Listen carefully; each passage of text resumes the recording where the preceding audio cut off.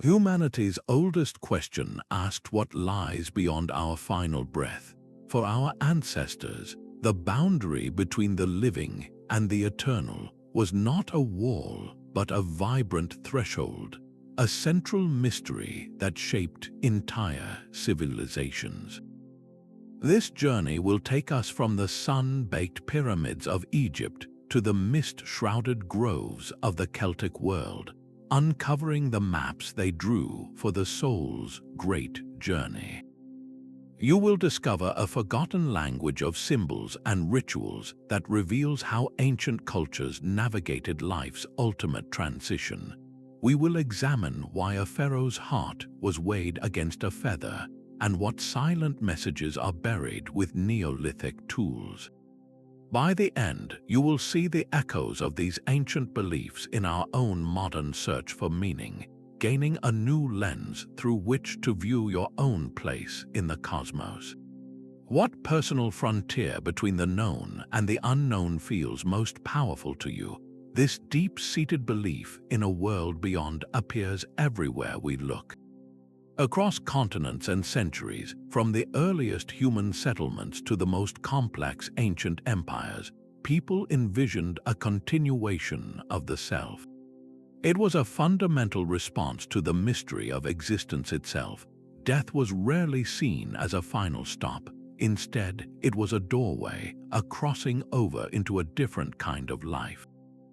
Think of the vast, star-filled expanse of the Australian Aboriginal Dreamtime, a sacred era where ancestral spirits continue to shape the living world. Or picture the Great Hall of Valhalla in Norse belief, where fallen warriors feasted and prepared for the final battle. These were not fantasies of escape, but powerful narratives that gave meaning to hardship and loss. They offered comfort by suggesting that a loved one had simply moved to another room in the great house of the universe.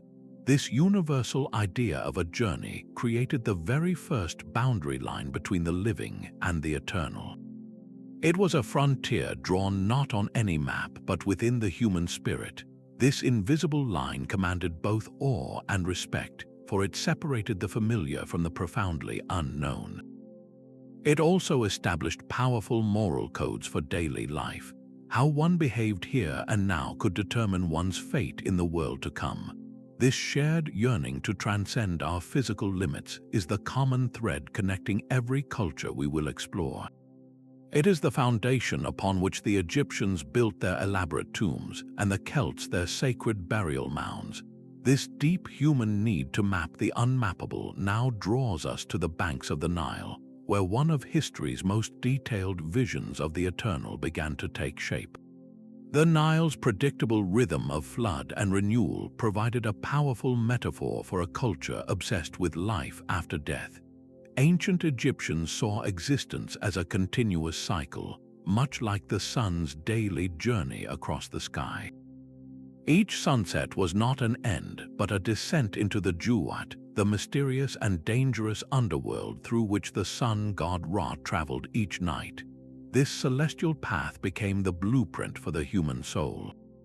For an Egyptian, death was the moment your own spirit began its voyage through this same shadowy realm, a journey fraught with demons, lakes of fire, and deceptive gatekeepers. The ultimate goal was not a distant heaven, but a perfected version of home, the field of reeds, where one could live forever in a vibrant, idealized Egypt. But reaching this paradise required crossing the most significant boundary of all, the Hall of Two Truths. Here, in a moment of profound judgment, your heart was placed on a golden scale against the feather of Maat, the goddess of cosmic order and truth. Think of that image for a moment, your entire moral character, every action from your life, distilled into a single, tangible weight. A heart heavy with lies, greed, or cruelty would tip the scale and be devoured by a waiting creature, ending the soul's journey forever.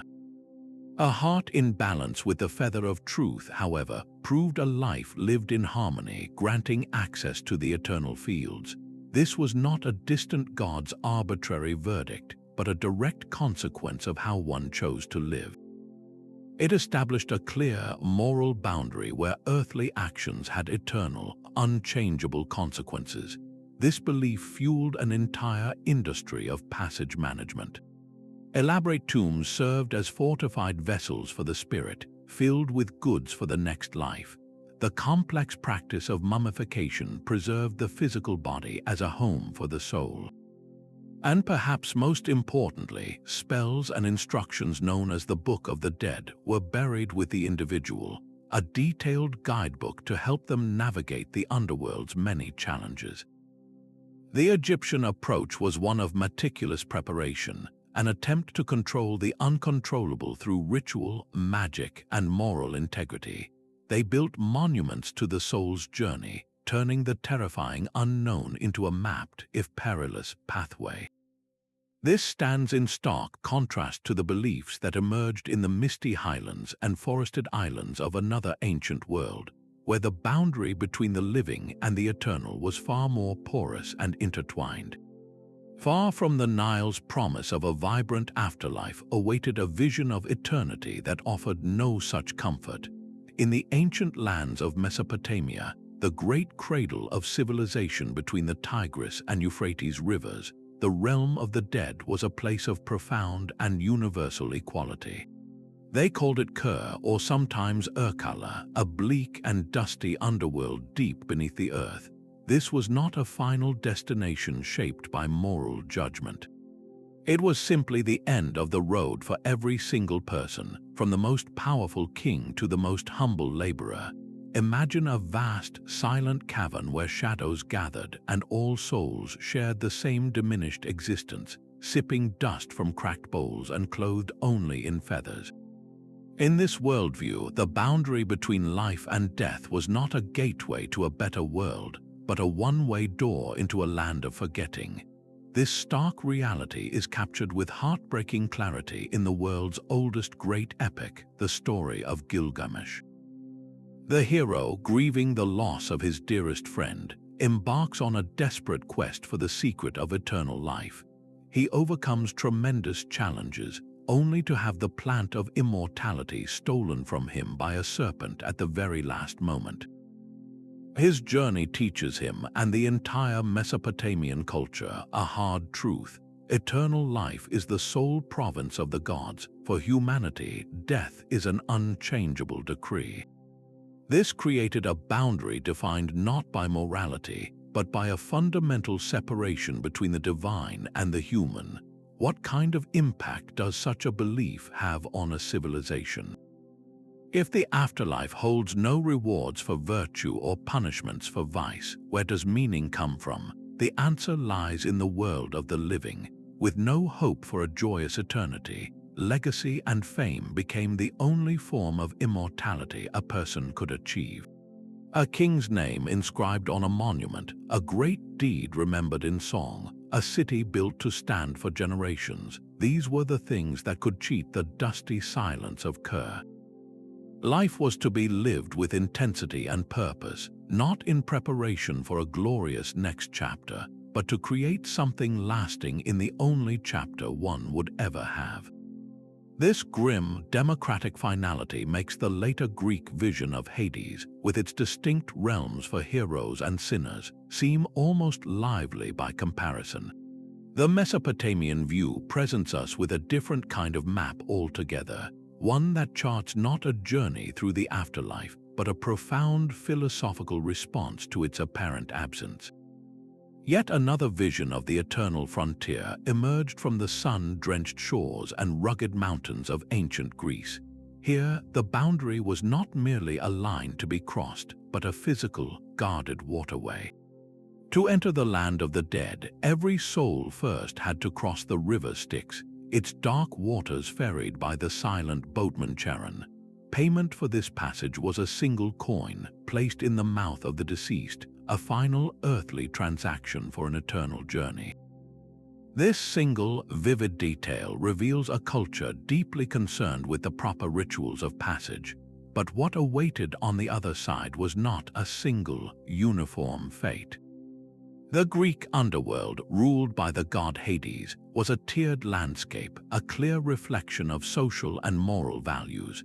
the vast majority of ordinary souls found themselves in the asphodel meadows, a grey, misty plain of ghostly forgetfulness. It was a neutral, joyless existence, a shadow life for those who had been neither notably good nor evil. But for a select few, a far brighter destiny was possible.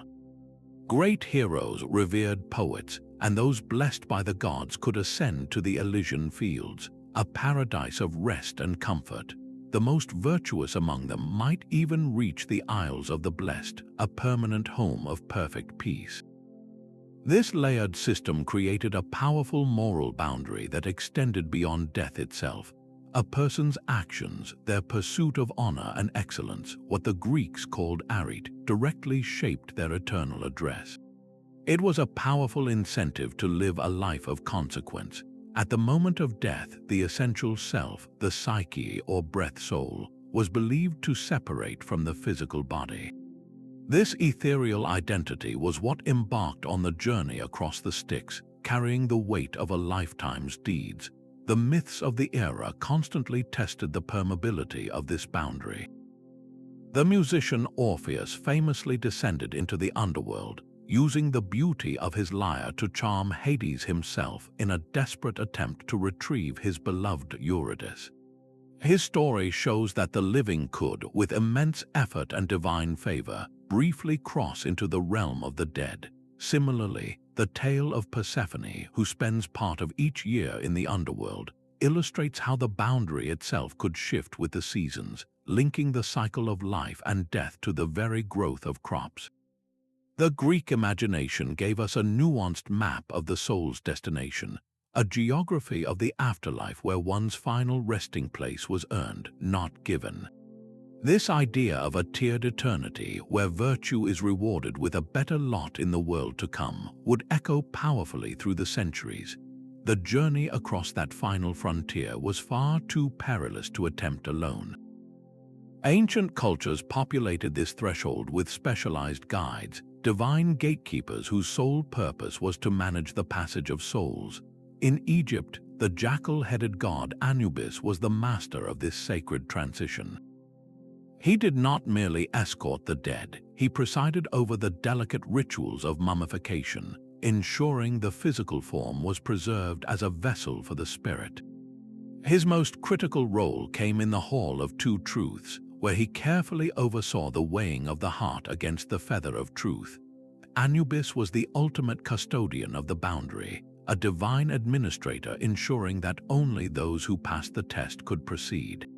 His presence transformed a terrifying unknown into a process governed by order and ritual. Across the Mediterranean, the Greeks had their own nimble guide.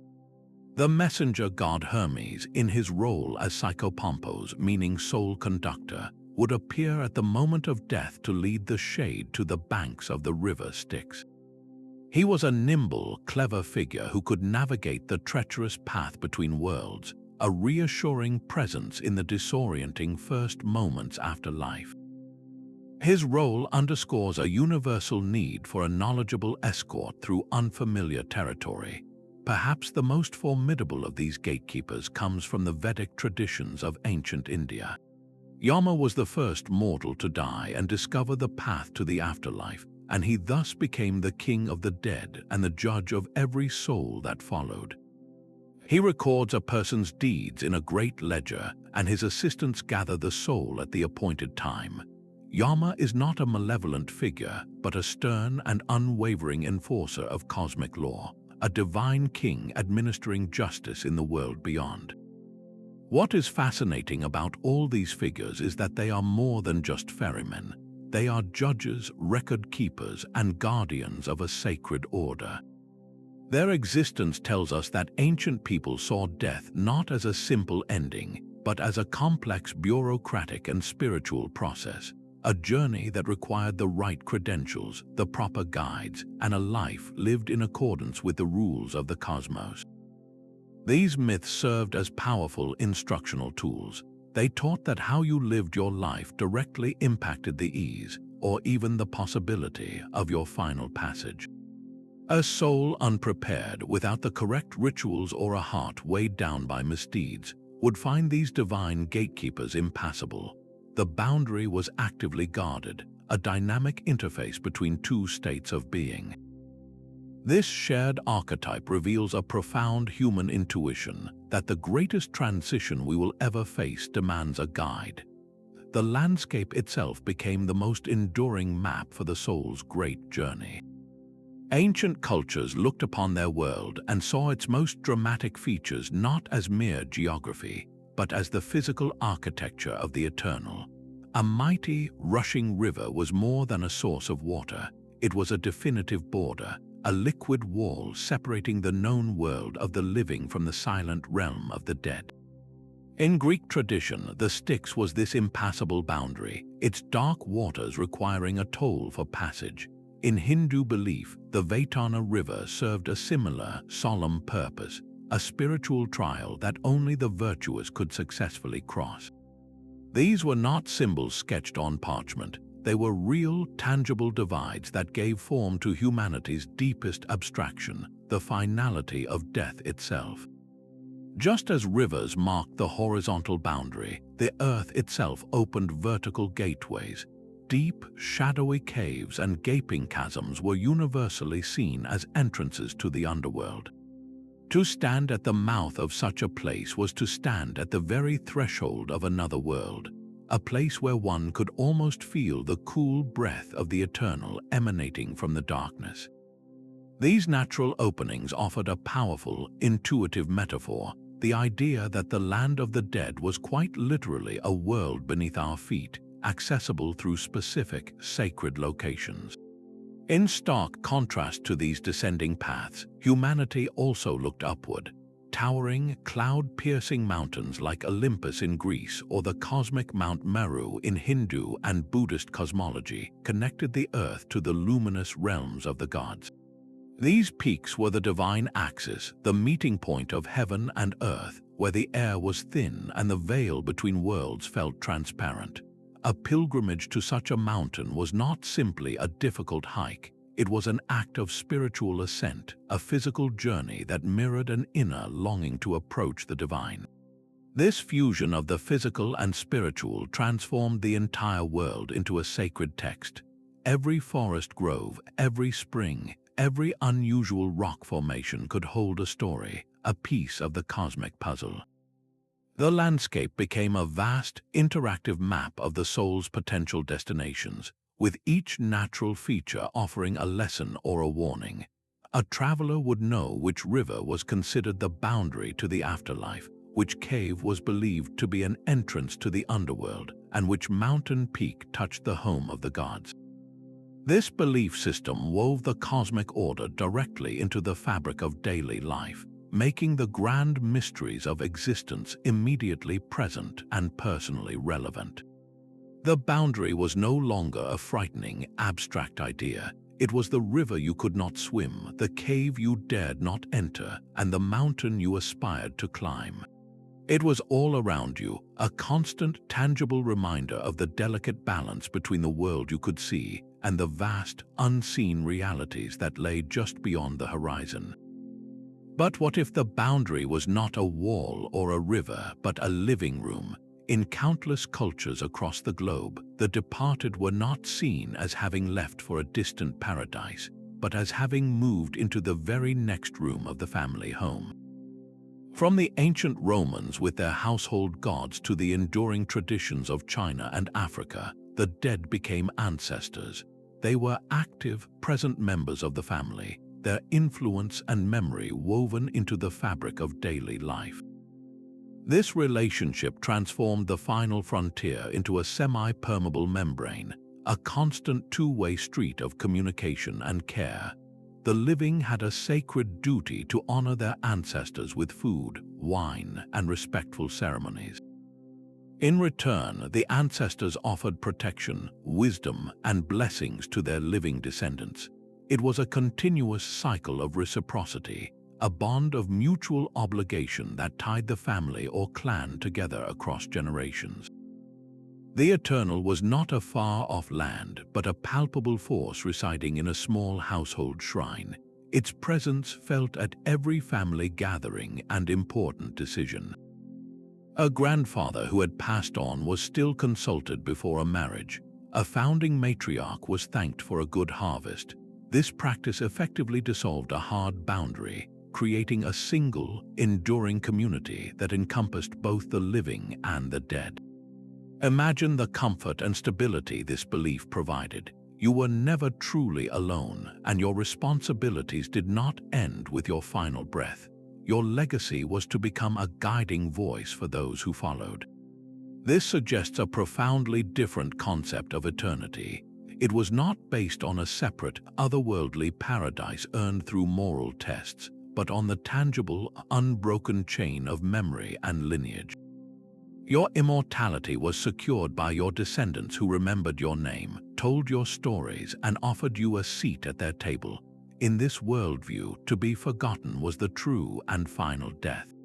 This ongoing conversation between generations reveals a human desire so fundamental it transcends geography, a longing to remain part of the family story long after our own chapter has ended. Some cultures believed a select few could cross that final frontier not in death, but as part of their sacred duty. In the shamanic traditions of Siberia and the Americas, the boundary between the living and the eternal was a veil to be actively parted. The shaman, a spiritual specialist trained from a young age, did not wait for the afterlife. Through rhythmic drumming, dance, or ceremonial plants, they would enter an ecstatic trance, a state of consciousness that allowed their spirit to travel freely. Their soul would journey into the spirit world while their physical body remained behind. This was not a passive voyage. The shaman embarked with a mission to retrieve the soul of a sick person who had lost a part of themselves, to gain knowledge from ancestral spirits, or to negotiate with powerful deities for favorable weather or hunting. Imagine the profound reassurance this offered a community. Illness was not just a physical ailment, but potentially a spiritual dislocation, and the shaman was the one who could cross over to bring a lost essence back home. This practice reveals a cosmos that was fluid and deeply interactive. The boundaries that separated worlds were not permanent walls of stone, but more like shifting mists, states of awareness that could be navigated with the right skill and courage. The shaman's journey provided a direct, vital link between the daily concerns of the village and the vast powers of the eternal. They were the ultimate mediator, a living bridge who returned with healing, prophecy, and guidance for the people. This active, willful engagement with the afterlife stands in stark contrast to the passive fates envisioned elsewhere.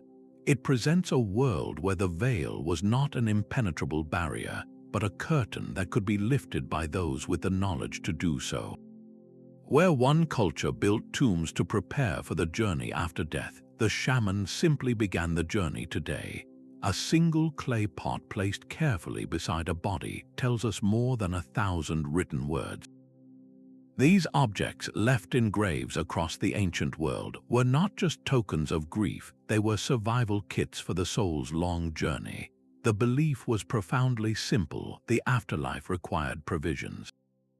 A traveler heading into the unknown would need supplies, and so the dead were buried with food and drink to sustain them, weapons to defend themselves, and tools to practice their trade in the world to come.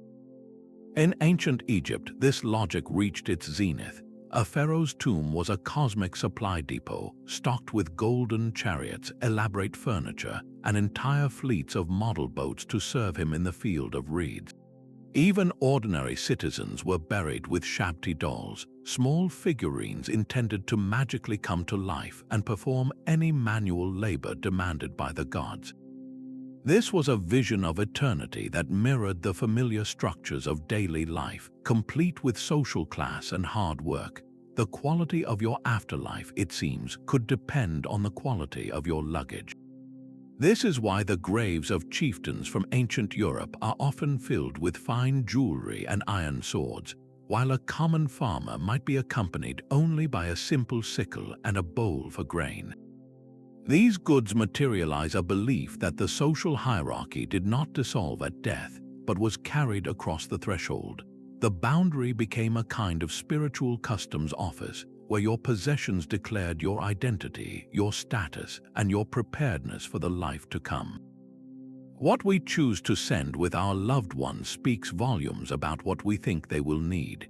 This tangible evidence, pulled from the silent earth, gives us our most direct connection to the hopes and fears of those who came before us. They were not just burying a person, they were provisioning a traveler for the most important voyage of all. These silent stone giants rising from the desert sands were cosmic machines engineered for the soul. The Great Pyramid of Giza was not merely a king's resting place, it was a colossal launch ramp aimed at the stars, its narrow shafts perfectly aligned with specific constellations to guide the pharaoh's spirit directly to the imperishable realm of the gods. This was architecture as a divine technology, a permanent vehicle for crossing the ultimate boundary. Far to the north, in the green hills of Ireland, the Great Mound of Newgrange performs a similar miracle once a year. For a few precious minutes at the winter solstice, a single shaft of sunlight pierces the total darkness of its inner chamber, dramatically illuminating the sacred space within. This was not a coincidence. It was a meticulously calculated event, a moment when the boundary between the living world and the ancestral realm grew thin, allowing the life-giving power of the sun to recharge the spirits of the dead. The builders of these monuments saw a direct link between the eternal cycles of the heavens and the fate of the human soul. By anchoring their structures to the sun, moon, and stars, they were tethering the fragile human spirit to the unshakable order of the cosmos itself. The sheer, back-breaking effort involved in building these eternal gateways speaks volumes about their importance. Quarrying, moving, and lifting millions of stone blocks, or precisely aligning a structure to capture a single beam of light once a year, required the coordinated labor of entire generations. This was not forced drudgery, but a sacred communal project, an investment in a shared spiritual future. By building a permanent gateway for their ruler or their ancestors, the entire community was, in a sense, securing its own connection to the eternal. These structures permanently transformed the landscape, turning abstract beliefs into overwhelming physical reality. A pyramid on the horizon was a constant, visible reminder of the boundary and the possibility of crossing it. They were statements of power, certainly, but also profound declarations of faith. They broadcast a civilization's deepest conviction that death was not an end, but a transition that could be architecturally assisted and cosmologically celebrated. In their enduring silence, these stone sentinels became the very symbols of the eternity they were built to access. The self was not one single thing, but a collection of energies with different destinations. Among the Norse and many indigenous American peoples, a person could possess several distinct spiritual essences. One part of you, your breath soul, might journey to the grand halls of the afterlife, while a second, your dream soul, could linger near the community as a protective presence. A third component, perhaps a life force deeply tied to the body, might slowly return to the earth, infusing the forest or the stones with your memory. Death in this worldview was not a single departure through one gate. It was a gradual unraveling, a careful sorting and redistribution of a person's spiritual substance back into the cosmos. The boundary was not a line to be crossed, but a wide, porous zone where the pieces of a life were returned to their various sources. Think of a stream flowing into a great river, its waters mingling and then separating again to nourish different lands. This belief system presents a deeply ecological understanding of existence. An individual did not simply vanish or relocate. They were actively recycled into the spiritual ecosystem, their essence contributing to the well-being of the land, the community, and the ancestral realm all at once. This intricate philosophy shatters the simple binary of life and death, replacing it with a vibrant, continuous cycle of transformation.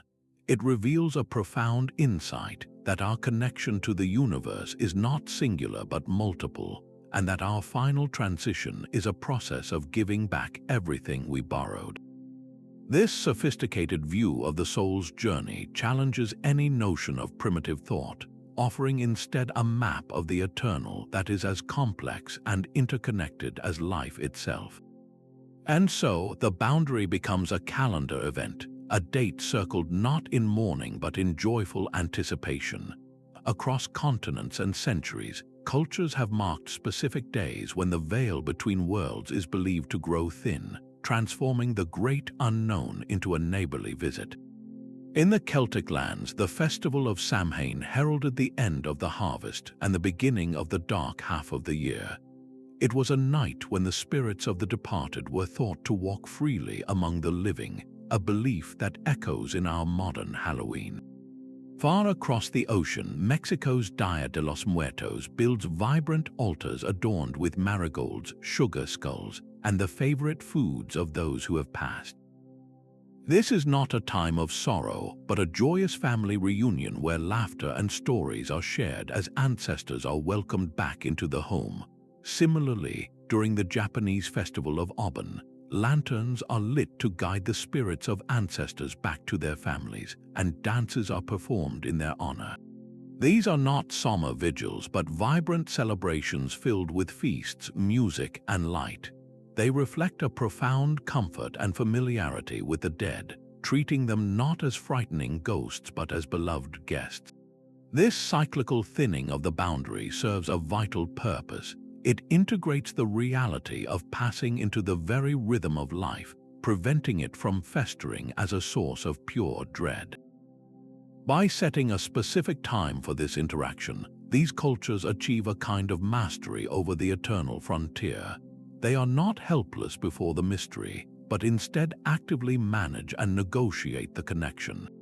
These festivals reaffirm the unbroken bond between generations, creating a shared cultural space where the living and the eternal can meet. They acknowledge that those who came before are never truly gone. Their presence simply waits for the right moment to step back through the thinning veil and join the celebration once more. The stars themselves were seen as a divine blueprint for eternity. While the earth was a place of change and decay, the heavens above moved with a perfect, timeless rhythm. The sun rose and set without fail. The moon cycled through its phases with mathematical precision. The constellations returned to the same position in the sky with every turning of the year. This celestial order was the ultimate proof of a realm beyond human corruption, a higher plane of existence that was eternal by its very nature. It was only natural, then, for cultures to project their most profound spiritual beliefs onto this cosmic canvas. The great river of light we call the Milky Way was not just a beautiful smear across the night sky. For the ancient Greeks, it was the pathway souls took to reach the Elysian Fields. In some Siberian shamanic traditions, it was the icy river separating the world of the living from the land of the ancestors. The Lakota people of North America saw it as the road of souls, a spiritual highway traveled by the departed. This universal metaphor transformed the terrifying unknown of death into a journey with a visible, celestial destination. By anchoring the soul's final voyage to the stars, people found immense comfort. It situated a single human life within a grand, orderly, and breathtakingly beautiful universe. Your personal journey did not end in a dark, silent pit, but merged with the luminous architecture of the cosmos itself. This belief created a boundary not just below our feet in an underworld, but also directly above our heads in the starry firmament. To die was to ascend, to take your place in the cosmic dance that governed all of creation. This celestial dimension added a profound layer of grandeur to the contemplation of eternity. It suggested that the human spirit was not merely destined for another version of Earth, but was ultimately made of the same stuff as the stars. The night was not a time of emptiness but of profound activity. Long before we understood the science of sleep, our ancestors saw the dream world as a genuine landscape, a parallel dimension where the soul could slip free of its physical confines. This was not mere fantasy, it was a nightly crossing of the boundary, a personal and direct encounter with the eternal. In ancient Greece, pilgrims would travel to healing temples called Asclepiae, where they would undergo ritual purification and sleep in a sacred hall. They believed the god Asclepius would visit them in their dreams, offering diagnoses and cures that would manifest upon waking. The dream was a tangible medical consultation with a divine physician. Similarly, in many indigenous cultures, a dream of a deceased elder was not a simple memory, but an actual visit. That elder might offer guidance, warn of danger, or bestow a blessing, their presence as real in the dream as any living visitor in the day. This provided immense comfort and a sense of continuity, reinforcing the idea that death was not a severance but a change in the mode of relationship. The content of these nightly journeys was taken with the utmost seriousness. A strange animal, a particular color, or a cryptic message was carefully examined for its spiritual significance. It was a code to be deciphered, a personal letter from the other side that could reveal one's destiny, diagnose an unseen illness, or prescribe a necessary ritual. This practice elevated subjective, internal experience to the level of cosmic truth. The line between the mind's inner theater and the objective reality of the spirit world was beautifully, seamlessly blurred. Your most private nighttime visions became a map of a shared, sacred geography, charting the soul's travels through realms that were just as real as the waking world. This universal belief granted every person, not just the spiritual elite, their own private portal to the eternal, a reminder that the great mystery was not always distant, but often as close as their own pillow. The soil beneath their feet held a deeper secret than any tomb. For the first farming communities, the turning of the seasons was not just a matter of survival, it was the ultimate script for existence.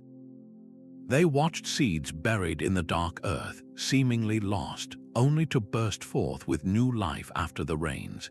This annual miracle of decay and rebirth became the most relatable blueprint for what might happen to the human soul. A linear journey to a distant afterlife was replaced by a cyclical vision, a great loop of existence where the end was always a prelude to a new beginning. This is embodied in deities like the Mesopotamian Tammuz, a god of vegetation whose seasonal descent into the underworld brought a period of mourning, followed by celebration at his return, which heralded the spring. The Greek story of Persephone, spending part of the year in the realm of Hades and part on earth with her mother Demeter, directly explained the barren winter and fertile summer. These were not abstract myths, they were the fundamental reasons the sun rose and the crops grew. In this worldview, the boundary between the living and the eternal was not a one-way gate. It was a revolving door. Death was demystified, transformed from a terrifying finality into a necessary period of dormancy, a quiet rest in the great storehouse of the earth before the soul's own spring. This offered a profound and tangible hope. Just as the bare field trusted the hidden seed, so too could a person trust that a period of darkness was not the end of their story. The entire concept of eternity was embedded directly into the rhythm of daily labor. Tilling the soil, planting the seed, and harvesting the grain were not merely chores, they were sacred acts that participated in the cosmic cycle. The farm was not just a plot of land, it was a living temple, its very existence a continuous prayer to the promise of return. This agricultural model made the eternal deeply personal and immediately accessible, a truth written not in stars or stone, but in the very food that sustained life itself. Yet a new kind of map was being drawn, one that traded the winding rivers of the underworld for the straight paths of human reason. In the bustling agora of Athens, a profound shift began to take root, moving the conversation from the stories of myth to the power of the mind. Philosophers like Socrates and Plato proposed that the soul was not a fragile shade needing a coin for passage, but an immortal fragment of pure reason. For them, the greatest boundary was not the river Styx, but the veil of ignorance that separated us from true understanding. Plato's theory of forms presented a stunning idea that our tangible world of trees and tables is merely a flickering shadow cast by a higher, perfect realm of eternal ideals.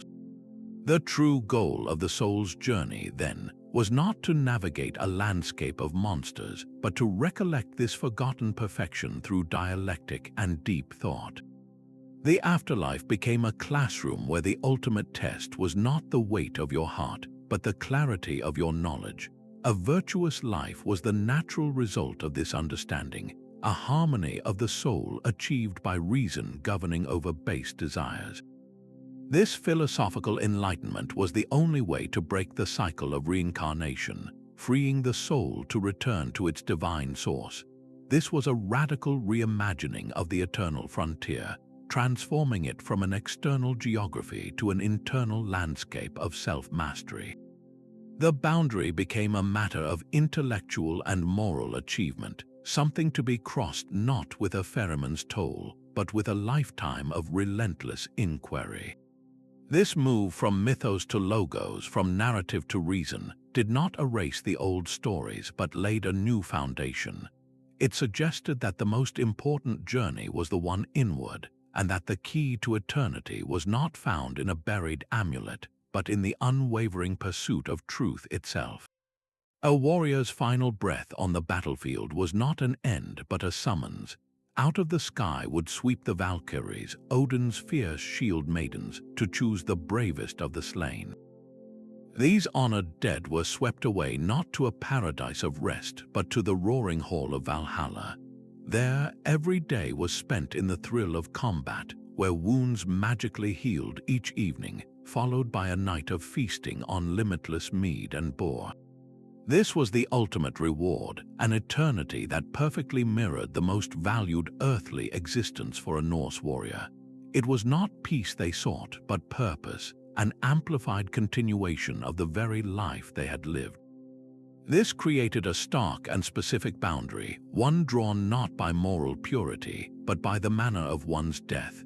A hero's end in battle opened the golden gates of Valhalla, while a death from sickness or simple old age led to a very different destination, the cold and misty realm of hell. This underworld, ruled by the goddess of the same name, was not a place of punishment but one of quiet obscurity, a shadowy existence for those who had not earned a warrior's glorious exit. The Norse vision of the eternal was therefore a direct reflection of their societal values, where courage and action in the face of fate were the highest virtues. This belief system even extended to the cosmos itself, which was not eternal and unchanging but destined for its own dramatic end. Ragnarok, the twilight of the gods, was a prophesied final battle where even Odin, Thor, and the glorious inhabitants of Valhalla would fall. This concept of a destructible eternity is unique among the world's great mythologies. It infused every moment with a profound urgency, a sense that even the gods were part of a great, unfolding story that demanded bravery until the very last note. For a Viking, the goal was not to escape the cycle of existence, but to meet its ultimate challenge with a sword in hand and one's name on the lips of the choosers of the slain. The soul's journey now entered the battlefield. In the deserts and mountains of ancient Persia, a revolutionary idea reshaped the very nature of the eternal frontier, framing it not as a quiet passage but as a cosmic war. The prophet Zoroaster taught that existence was a great struggle between two fundamental forces, the spirit of light and creation, Ahura Mazda, and the destructive spirit of darkness, Angra Mainyu. This was not a distant myth. It was a conflict playing out in every human heart and every daily choice. The boundary between life and death became the ultimate frontline in this struggle, the moment of final assignment for every soul. Upon passing, the soul would encounter its own conscience personified as a beautiful maiden or a terrifying hag, a direct reflection of the life it had lived. It would then cross the Chinvat Bridge, a spiritual separator that widened into a pleasant path for the righteous, leading to the luminous house of song, but narrowed to a razor's edge for the wicked, who would fall into the grim house of lies. This was a system of absolute moral accounting where your thoughts, your words, and your deeds were the only currency that mattered. For the first time on such a grand scale, the fate of the soul was placed squarely in the hands of the individual, not the whims of gods or the accuracy of burial rituals. Your ethical choices were your eternal destiny. This vision transformed the physical world into a sacred arena where every act of kindness was a blow for light and every deceit a victory for darkness. The goal was to actively participate in the eventual triumph of good, making life itself a spiritual crusade. This powerful framework of a final judgment, a clear heaven and hell, and a universe defined by moral conflict would echo for millennia, providing the foundational architecture for the afterlife beliefs of Judaism, Christianity, and Islam, ultimately shaping how billions of people would come to imagine the great beyond. There are no separate worlds for the living and the eternal, only a single, vibrant reality. This is the profound understanding at the heart of the indigenous Australian worldview, known as the Dreamtime, or more accurately, the Everyone. It is not a distant past or a far-off heaven, but a continuous sacred present that exists alongside our own, the very foundation of all existence. In this vision, the great ancestral beings who traveled across the land in the beginning, singing the world into being, are not gone. They are perpetually present, their creative power still accessible through the precise retelling of their stories, the singing of their songlines, and the creation of sacred art. A particular rock formation is not just a geological feature, it is the resting place of the rainbow serpent. A specific waterhole is not merely a source of water, it is a living testament to the actions of an ancestral hunter. The entire continent becomes a vast, interactive library of spiritual knowledge, where every hill and river is a verse in an eternal story. Because of this, the boundary that so many cultures struggled to define simply dissolves. The spiritual realm is not a destination to be reached after death. It is the very fabric of the world you walk upon every day. Death, then, is understood not as a departure to a separate place, but as a return. It is a gentle reintegration of the individual spirit back into the ancestral source from which it came, a merging back with the timeless energy of the Everyone. This belief system fosters a relationship with the land that is deeply intimate and filled with responsibility. You do not own the land, you belong to it. You are its custodian, entrusted with the vital task of keeping its stories alive through ceremony and respectful stewardship. To care for the country is to honor the ancestors, and to honor the ancestors is to maintain the cosmic order itself. This represents perhaps the most holistic vision of eternity humanity has ever conceived, one where time, spirit, place, and community are woven into a single, unbroken tapestry of meaning. A single lifetime was not nearly enough. In the Dharmic traditions of India, the soul's journey was understood as an epic spanning countless existences, a great wheel of rebirth known as samsara. Here, the ultimate frontier was not a river or a gate to be crossed once, but the entire turning cycle itself, a continuous loop of life, death, and renewal. The mechanism driving this immense process was karma, a universal law of moral cause and effect as reliable as gravity. Every action, every word, even every thought was seen as a seed planted, destined to bear fruit in this life or a future one. A compassionate act might lead to a future of comfort and good fortune, while a harmful one could result in hardship. This was not a system of punishment and reward from a judging deity, but an impersonal and precise cosmic law. Your present circumstances were the harvest of past actions, and your current choices were sowing the seeds for all your tomorrows. This transformed the entire universe into a vast school for the soul, where the core curriculum was learning to live with wisdom and compassion. The profound goal was not to earn a better seat in the afterlife, but to graduate entirely. The ultimate spiritual achievement was to break free from the wheel of samsara, to exhaust all karmic debt and realize the true nature of the self, achieving liberation known as moksha, or the serene state of nirvana. In this view, death lost its terrifying finality. It became simply the end of a semester, a transition period before the soul, carrying the indelible record of its karma, enrolled in a new class, a new body, and a new life. This perspective placed the responsibility for one's eternal journey squarely on the individual's own shoulders. There was no divine gatekeeper to appease, only a karmic balance sheet to settle through conscious living. How would you approach your daily choices if you knew they were shaping not just your future, but your very future selves?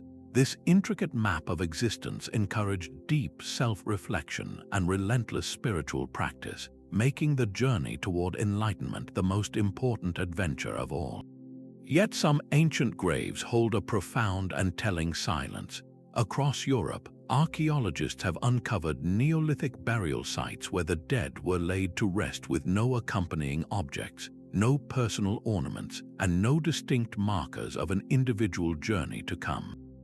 This quiet simplicity presents a powerful counterpoint to the pharaohs and their treasure-laden tombs. For these early farming communities, the boundary between the living and the eternal may not have been a gateway one passed through, but a threshold one faded across. Their concept of eternity might have been one of collective memory, where the individual dissolved peacefully back into the clan or the landscape itself. A person was not a soul embarking on a solitary adventure, but a vital part of a greater whole, like a single leaf returning to the forest floor to nourish the entire woodland. In this worldview, the most significant afterlife was the continued existence of the family line and the community. The individual's legacy was the survival of the group, their name and story living on not in a separate paradise but in the breath and deeds of their descendants. This perspective finds a deep resonance with many modern secular views, where a person finds their eternity in the memories they leave behind and the impact they had on the world. The silence in these ancient graves is not an emptiness. It is a different kind of statement, a quiet testament to a belief system that found its ultimate meaning not in a distant realm of the gods, but in the enduring, cyclical rhythms of the community and the earth. It challenges our most basic assumption that a fear of personal extinction is a universal human constant, revealing instead a spectrum of belief as wide as human experience itself. What does it mean to live a good life if your reward is not a personalized eternity, but the simple, profound honor of having been a part of something much larger than yourself? These intricate maps of the eternal were born from the deepest architecture of the human mind itself. Our brains are natural pattern seekers, constantly connecting dots in the world around us. This fundamental wiring extends to our social world, where we intuitively perceive consciousness and intention in others, a trait known as agency detection. It is a small, almost instinctual step from there to sense a continuing presence when a loved one is no longer physically there, or to interpret a sudden breeze as a sign from beyond. This cognitive foundation makes the idea of a persistent spirit not a strange fantasy, but a natural, almost default conclusion for a mind built to see life and purpose everywhere. Alongside this, the profound awareness of our own mortality presents a unique psychological challenge. The terror of non-existence, the sheer finality of death, is a weight that can feel unbearable. The invention of an afterlife is humanity's most elegant and enduring solution to this existential dread. It reframes the ultimate ending as a transition, transforming a source of paralyzing fear into a narrative of continued journey. This coping mechanism is not a weakness but a testament to our remarkable resilience, a way to bear the unbearable by telling a different story. Furthermore, the afterlife answers a deep, universal cry for justice. Our lives are so often marked by unfairness, where kindness goes unrewarded and cruelty seems to prosper. The concept of a final judgment, a cosmic balancing of scales where every action is accounted for and every wrong is ultimately made right, provides a profound sense of moral order to a chaotic world. It offers comfort that suffering is not meaningless and that virtue will, in the end, receive its due. These psychological underpinnings connect the pharaoh awaiting his judgment to the modern individual seeking solace after a loss. The specific landscapes of heaven, hell, or the field of reeds are the beautiful, culturally specific costumes draped over these universal human needs for connection, for meaning, and for justice. Viewing these ancient beliefs through this lens does not reduce their power, it deepens our appreciation for them. They are not merely superstitions, but profound creative acts, the human spirit's timeless response to the most fundamental questions of existence. These recurring patterns form a kind of global vocabulary for the soul. A traveler from ancient Egypt, set down in classical Greece or Vedic India, would recognize the essential components of the journey ahead: a difficult path, a necessary guide, a moment of judgment, and a final, unchangeable destination. The names change. Osiris becomes Yoma, the feather of Maat becomes the widening bridge of Chinvat, but the fundamental architecture of the passage remains hauntingly familiar. This is the power of the archetype, a universal story pattern etched into the human mind. Scholars like Joseph Campbell called this the monomyth, the hero's journey, but it applies just as powerfully to the soul's final voyage. It seems that when humanity stares into the abyss of the unknown, we instinctively reach for the same narrative tools to build a bridge across it. The human psyche, confronted with the ultimate transition, does not invent from nothing. It draws from a deep, shared well of symbols. The specific cultural details are like the local dialect of a universal language, each one beautifully unique, yet all expressing the same profound human concerns. Why would a culture isolated in the highlands of Peru and one flourishing along the Nile independently conceive of a celestial river for the dead to cross? This points to something deeper than cultural exchange. It suggests a common cognitive and emotional blueprint for navigating existential mystery. We are all using the same internal map, even if we draw the landmarks with different names and colors. This stunning unity in diversity offers a humbling perspective.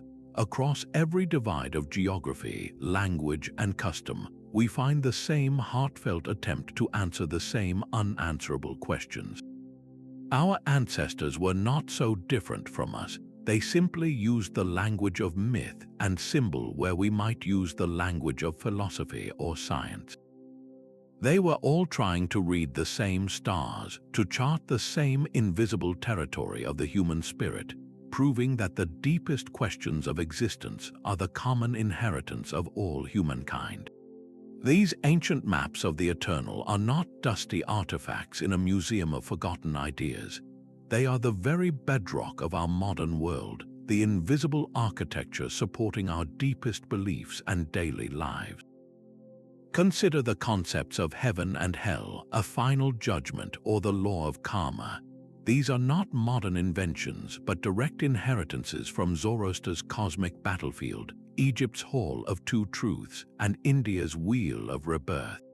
They form the spiritual framework for billions of people today, offering a moral compass and a vision of cosmic justice that continues to guide daily conduct and provide comfort in the face of loss. Our entire legal system, with its foundational principle that actions have consequences and that individuals are accountable for their choices, is a secular echo of this ancient logic. It is the belief in a final, unchangeable moral reckoning, translated from the cosmic scale to the courtroom. Even our art and literature are saturated with these old metaphors. A character's journey through a dark underworld, a pivotal moment of judgment, or a quest for redemption are all narrative patterns borrowed directly from the soul's ancient voyage. These stories resonate because they speak a language our psyche has understood for millennia. And what of the secular among us, those who find their meaning in this world alone? The powerful desire to leave a legacy to be remembered, to make a difference that outlasts our brief lives, is itself a profound echo of the oldest human strategy to cheat oblivion. It is the modern equivalent of the Neolithic farmer returning to the clan, or the Roman ancestor living on through their family's honor. We may have traded the field of reeds for a lasting charitable foundation, or the hope of Valhalla for a name etched on a building, but the underlying human impulse remains identical, a deep-seated yearning to cross a boundary, to leave a mark that defies the silence. When we trace these lines back to their source, we are not just studying history. We are performing an archaeology of the human spirit, uncovering why we think about justice the way we do, why our stories follow certain shapes, and what we are truly searching for when we talk about a life well lived. The maps our ancestors drew in sand and stone are, in the end, a mirror. Gazing into them, we see the timeless contours of our own hopes, our own fears, and our own unshakable desire to find meaning on both sides of the ultimate frontier. Our journey across these ancient landscapes reveals a beautiful truth. The final frontier was never one single wall but 1,000 different doors. Each culture, from the meticulous Egyptians to the courageous Norse and the deeply interconnected indigenous Australians, designed its own unique passageway. They built these gates not from fear alone, but from a profound need for meaning. These intricate maps of the afterlife provided order in a chaotic universe, comfort in the face of loss, and a powerful moral compass to guide the living. They answered the human cry for justice, promising that a life of virtue would not be forgotten by an indifferent cosmos. This universal act of imagination is one of our most defining traits. We are the species that looks at the setting sun and insists it is a journey, that feels a cool breeze and senses a presence, that stands at a grave and believes in a conversation that continues.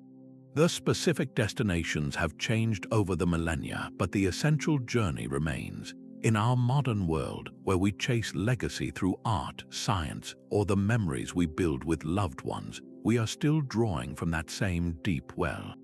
We are still navigating our own relationship with the unknown, using different maps perhaps, but guided by the same starlight of hope and curiosity that illuminated the path for every generation that came before.